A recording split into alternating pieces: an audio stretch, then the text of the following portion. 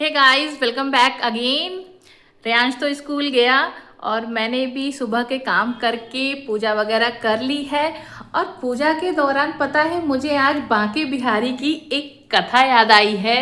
छोटी सी कहानी है। तो मैं पूजा कर रही थी और वो कहानी मेरे दिमाग में आ गई, तो मैंने सोचा कि आप सबसे भी वो छोटी सी कहानी को मैं शेयर करूं। छोटी सी कहानी है, सुनिएगा ज़रूर। बाके बिहारी जी की ये एक दृष्टांत है, एक मधुर लीला है। मथुरा के निकट एक गांव में एक छोटी सी लड़की रहती थी। वृंदावन के निकट होने के कारण वहां से बहुत लोग ठाकुर जी के दर्शनों को जाते थे।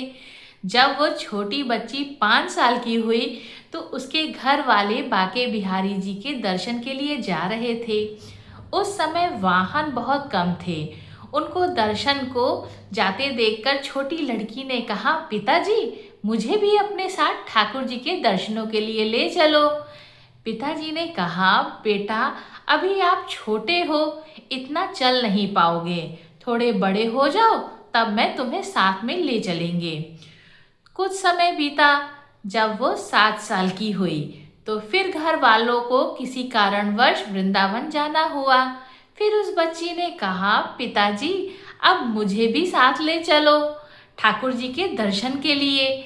लेकिन किसी कारणवश वो उसको ना ले जा सके। बच्ची के मन में ठाकुर जी के प्रति बहुत ही ज्यादा प्रेम था। वह बस उनका मन से चिंतन करती रहती थी और दुखी भी होती थी कि वह ठाकुर जी के दर्शनों में नहीं जा पा रही है।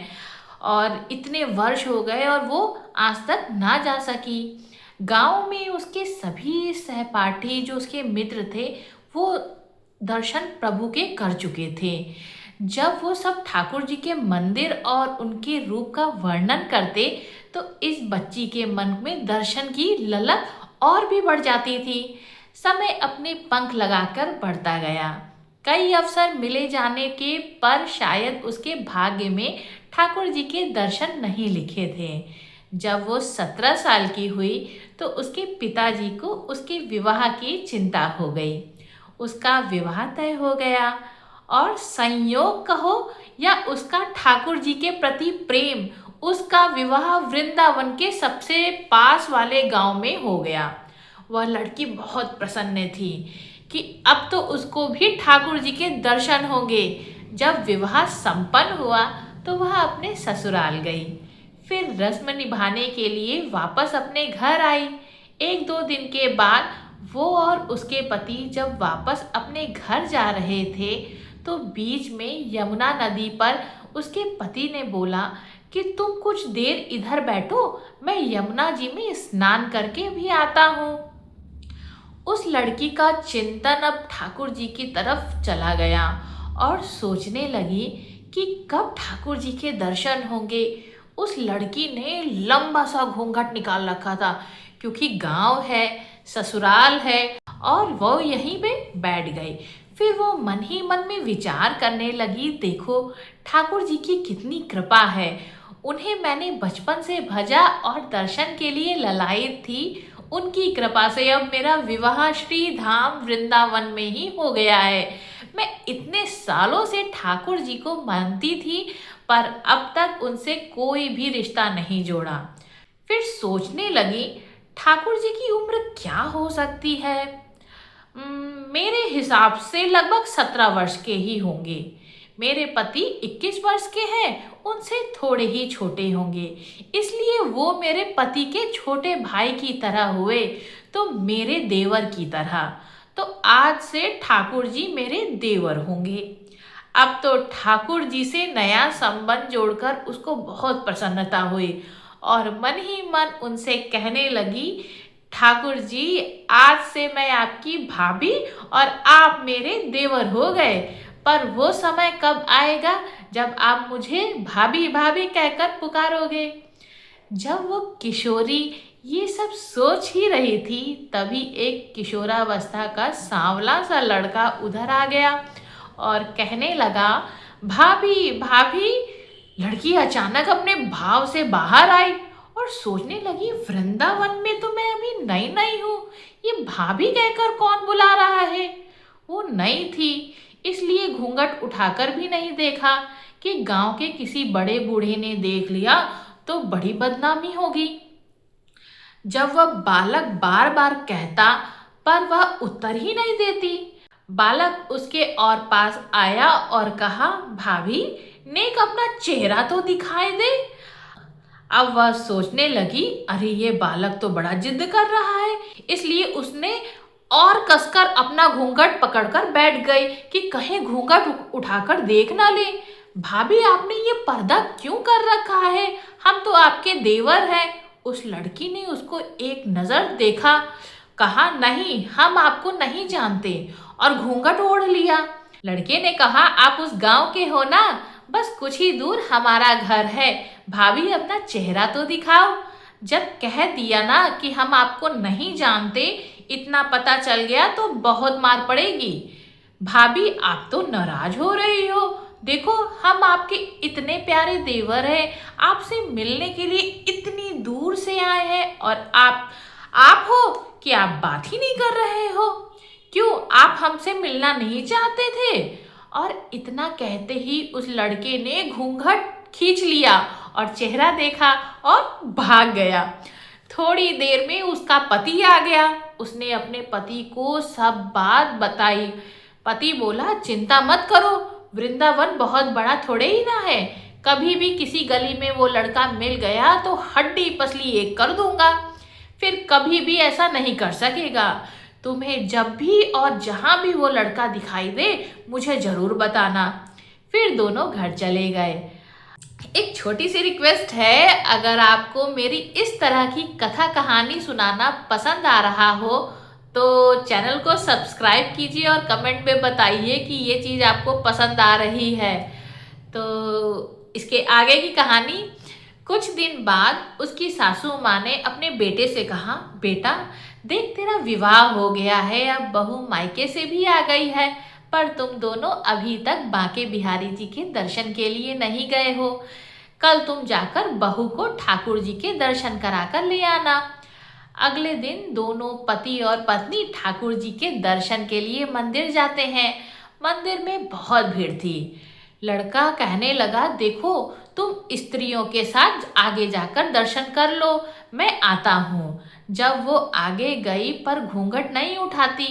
उसको डर लगता था कि कहीं कोई बड़ा बूढ़ा देखेगा तो कहेगा कि नई बहू घूंघट के बिना ही घूम रही है। बहुत देर हो गई तो पीछे से पति ने आकर कहा, अरे बावली, ठाकुर जी के सामने घूंघट काहे नहीं खोले? घूंघट नहीं खोलेगी तो प्रभु जी के दर्शन कैसे करेगी? अब उसने अपना घूंघट उठाया और जो बांके बिहारी जी की ओर देखा तो बांके बिहारी जी की जगह वो ही बालक मुस्कुराता हुआ दिखा। तो वह चिल्लाने लगी, सुनिए सुनिए, ओ जी जल्दी सुनिए, इधर आओ इधर आओ। तो पति जल्दी जल्दी भागा भागा आया और बोला, क्या हुआ? लड़की बोली, उस दिन जो मुझे भाभी भाभी कहकर भागा था ना, वह लड़का मिल गया है। पति ने कहा, कहाँ है? अभी उसे देखता हूँ, बता तो जरा। उसने ठाकुर जी की ओर इशारा करके बोली, ये रहा, आपके सामने ही तो है। उसके पति ने जब देखा तो वो अवाक रह गया और वहीं मंदिर में ही अपनी पत्नी के चरणों में गिर गया और बोला, तुम बहुत ही धन्य हो। वास्तव में तुम्हारे हृदय में सच्चा भाव ठाकुर जी के प्रति है। हम इतने वर्षों से वृंदावन में हैं पर आज तक हमें उनके दर्शन नहीं हुए, और तेरा भाव इतना उच्च है कि ठाकुर जी ने तुझे दर्शन दे दिए। तो इसी बात पर बोलो बांके बिहारी लाल की जय। तो कैसी लगी ये कथा? और ये कथा मेरी सुनी हुई थी लेकिन याद आ गया तो मैंने सोचा कि क्यों ना आप लोगों से भी ये कहानी मैं शेयर कर लूँ। और बस अब मैं चलती हूँ रूटीनल काम करने।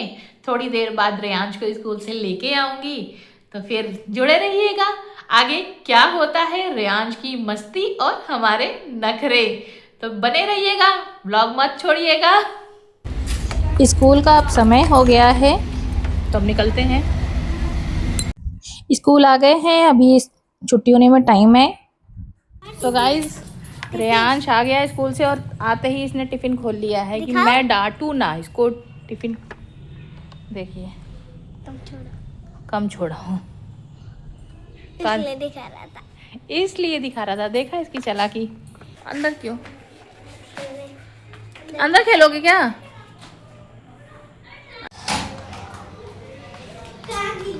तो शिवांश और रेयांश ट्यूशन से आने के बाद गेम खेल रहे हैं।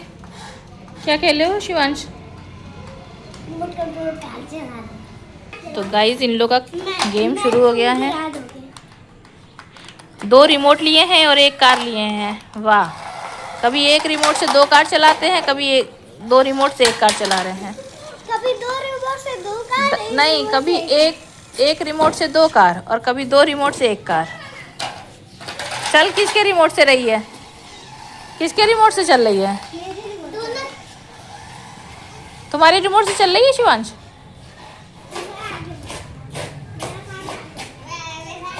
तुम अपनी ले आओ कार। शिवांश जाओ तुम दूसरी ले आओ कार अपनी। डिस्चार्ज है क्या? एकदम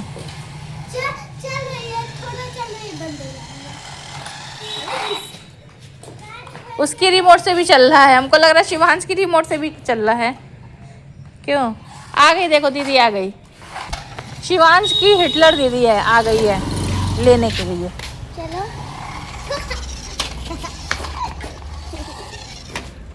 तो गाइस अभी हम लोग निकल रहे हैं कुछ सामान के लिए। तो मैं एक बॉक्स खरीदूंगा, एक बड़ा वाला छोटा वाला दूसरा छोटा वाला होगा। चलो देखा जाए क्या क्या है। इनका तो फरमाइश रोज रोज है। मैंने देख चुका है। क्या? वही एक कार मिली है। फिर कार?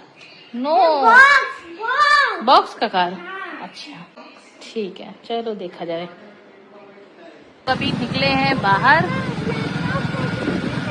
रेयांश अपने पापा से पता नहीं क्या ही बात कर रहा है।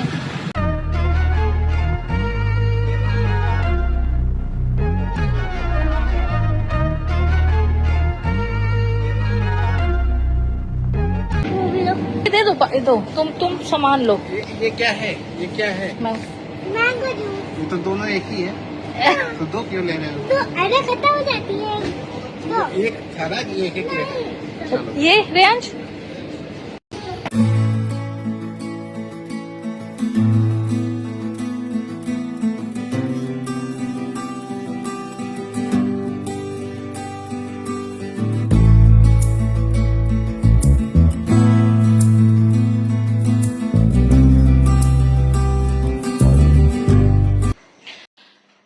होपफुली आज का वीडियो आपको पसंद आया होगा। वीडियो अगर अच्छी लगी तो वीडियो को लाइक और चैनल को सब्सक्राइब जरूर कीजिएगा। और वीडियो के नीचे हाइप बटन आता है उसे प्रेस करना ना भूलिए।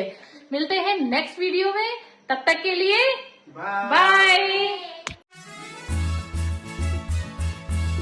खोलो ना प्लीज। लेकिन मैं तो ये खोलूंगी, एक मेरा एक तुम्हारा।